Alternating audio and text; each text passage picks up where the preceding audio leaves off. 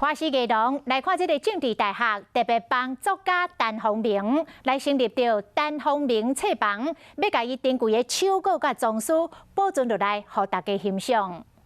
即使是时间刷过我愈老未老的边境。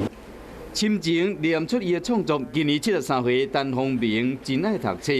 数十年来伊的著作真多。伊向对人文艺术拢真用心的和谐董事长董祖贤，帮助政治大学设计陈鸿明书房。褒扬陈方明老师作为一位热爱文学、爱台湾、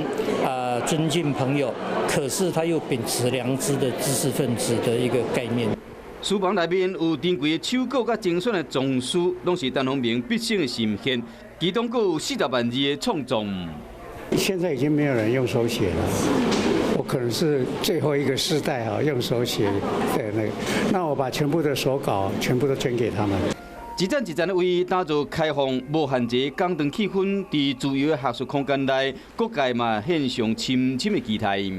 让大家能够来这里，能够找寻到自己想要寻找的灵魂的根，让更多的年轻人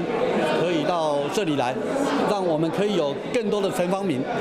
诗人、历史家伫经过时代的转变，伊愿意生命谱写诗歌，未来少年学生也将有这个福气。继续沉醉伫台湾文学的气氛中。